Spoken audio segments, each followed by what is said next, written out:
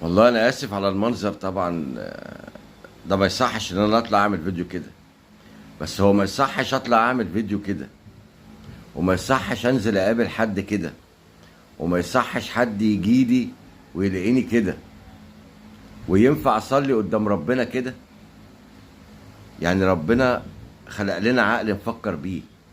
ازاي ما ينفعش اقابلكم كده، وما ينفعش اطلع اقابل حد كده، وما ينفعش انزل الشارع كده، وينفع اصلي قدام ربنا كده علشان انا حران؟ ازاي اجعل ربنا اهون الناظرين علي واهون الناظرين الي؟ ازاي اخشى الناس والله احق ان اخشاه؟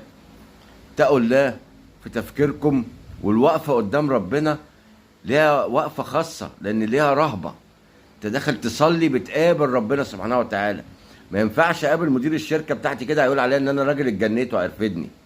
يبقى ينفع